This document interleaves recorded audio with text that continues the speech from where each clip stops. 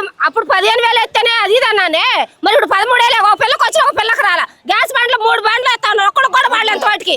మేము వస్తుంటే అసలు ఆపే పని ఎందుకు? మేము వస్తుంటే అసలు ఆ బళ్ళు ఆపితే మేము కంచెలో పడి నడిచే అవసరం ఏంది? మేము జగనాన్ని చూడాలా వద్దా? వాళ్ళకి అంత కడుపులో మంటే ఏంది? అమ్మ ఉచిత బస్సు అని కూడా మీకు చెప్పడం జరిగింది. మాకు పడలేదు, ఒక బస్సు పడలేదు.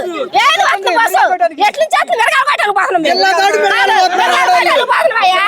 కాదు. ఏం చేయడానికి అన్ని పథకాలని పెట్టాడు. ఏ పథకం వర్తించింది మాకు? పలానా పథకం చెప్పండి మాకు. మా పిల్లలు 3 ఉన్నారు, ఒక్కడ పడలేదు వాటికి. అమ్మ గతంలో తీసుకుంటే ఒక గ్యాస్ బండ్ కూడా డబ్బులు పడలా. ఎందుకు మరి 4 తీసుకున్న గ్యాస్ బండ్, ఒక్క గ్యాస్ బండ్ కూడా డబ్బులు పడలా. మా ఇంటి కాడికి ఓట్ల ఎలక్షన్ అప్పుడు మా ఇంటి కాడికి వచ్చి రాళ్ళు ఇసిరేశారు. మా పిల్లగాడి మీద రాళ్ళు ఇసిరేశారయ్యా. లోకేష్ వచ్చినప్పుడు మేమేం అనలా, ఆయన కూడా రాళ్ళు ఇసిరేశారు. ఏం చేశారు మమ్మల్ని? ఏం చేశారు? మాకు ఒక పథకం కూడా రాని ఇట్లా. మరి ఇప్పుడు మరి ఇంకేం చేయాలి? మరి అన్నకు చెప్పుకుందాని వస్తున్నాము.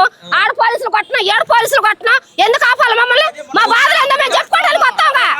మళ్ళీ మీకు జగన్ ఉన్నప్పుడు ఒక నిమిషం అన్న జగన్ ఉన్నప్పుడు బాగుంది అంటారా? ఇప్పుడు కూటమి వచ్చినప్పుడు బాగుంది? మాకు జగన్ ఉన్నప్పుడే బాగుంది.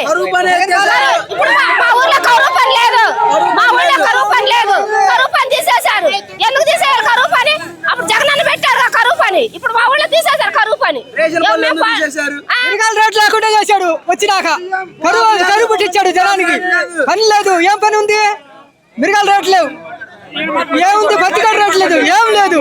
ఏం రేట్లు ఉన్నాయి? అంత పప్పే. ఏ పని లేదు.